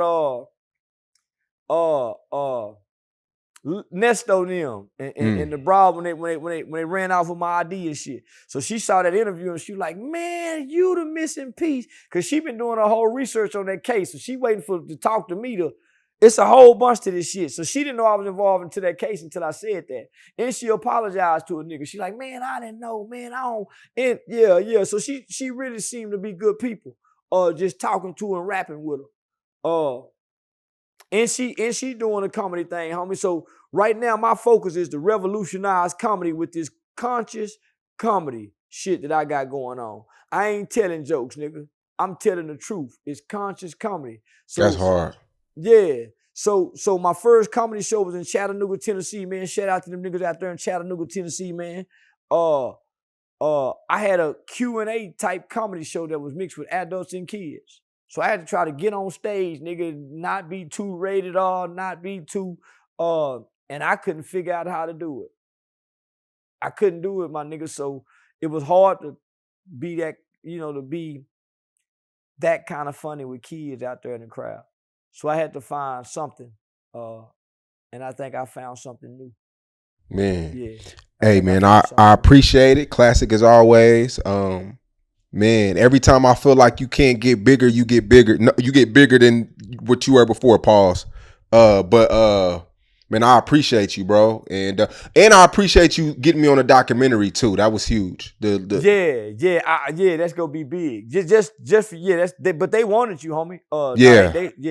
Mr. Alderman, he specifically asked for you, so yeah. And shout out to Rollo, man. Yeah, shout out to Rollo and Goldmouth, man. I wasn't gonna do the interview with Goldmouth. Cause I was tired. And the nigga said, man, Rollo wanna meet you. Man, I don't feel like fucking Rollo and them, man. But man, I fuck with them niggas. Man, I was tired. So I went on ahead and did it, went and done the interview. And it's actually a great interview. So Rollo was in the that nigga, he wild. Yeah, he a live wire, but his energy. He got that energy of a leader, man. So shout out to Rollo, man. Fam Goon them, man. Oye them, man. Appreciate y'all, my nigga. Atlanta really rock with me. Tennessee, Nashville, Chattanooga, they really rock with me. Miami. Miami Gardens, man. My Jamaican partner, them down there in Miami Gardens, man. They showed nigga a lot of love, homie. I had got into it with one of them little rapping niggas out there in Miami. He paid me. Raw Mean. Yeah, he paid me to promote Raw Mean, little old song, and she a rapping little old chick. And so I told her I gonna come to their neighborhood. And when that nigga gave me the address of their neighborhood in Miami Garden, it was at a Chevron. And nigga, when I pull up at that Chevron and seen all them niggas, and I was in an Uber and a Lyft. Man, I ain't finna get out here. And we in the heart of Miami Garden. I hit that little nigga, say, homie, I don't even see you. He said, no, man, I'm right up, man. Nigga, you done gave me the address to a gas station? Come on, my nigga. I'm thinking we coming to a studio. So I said, nah, homie, I'm finna go. Nigga, I'm finna send you your money back. No, you can keep the money, big homie. No, nigga, I'm sending your money back. So, the Lyft nigga trying to put me out. Nigga, I'm not getting out here with all my jewelry on. So, man, take me around the corner. Nigga, I go right around the corner to another gas station in this little nigga neighborhood and get out. And it's a bunch of Jamaicans. So I'm trying to go to the ATM machine and get some cash. Nigga, I'm by myself. Nigga. So as I'm at the ATM machine, a nigga in the wheelchair said, hey, Charleston Blue. Nigga, I don't even respond. I said, man, that nigga must know something hotter than Charleston Blue. Hey, no, bro, I'm just letting you know, man, you good over here. You know how the Jamaicans talk. I'm trying to ignore him. Yeah. So shit, nigga, the Lyft driver, I give him his little tip. He burn off and leave me. So I'm stuck out there with them Jamaicans. Nigga only to stay out there for like 2 hours, nigga, kicking it. And bonded with my new Jamaican cousins, my long lost cousins in my mind. But showed the nigga a lot of love, man. So shout out to Miami Garden. So I've been bonding and connecting all around the country, homie. They call it networking. I call it establishing business partnerships and collaboration. The Underground Railroad. What's the top three? What's your top three markets? Top 3 cities? Yeah. Miami, Atlanta, and Vegas. Yeah, Miami, Atlanta, and Vegas. Miami, But Atlanta. shit, nigga, yeah. I like Arizona. Don't get me wrong. I like Phoenix too now. Yeah, I like Phoenix. But my top 3, Miami, Atlanta, and Vegas. Yeah. All them money getting cities. All 3 of them niggas get money out of all 3 of them cities. Yeah. Man, I appreciate it, bro. Until next time, you know, we gonna keep running it up and say, man, you know we got to get Baby Cash, right? OG Baby Cash. Yeah, homie. Next time we're gonna I got the phone set up for you.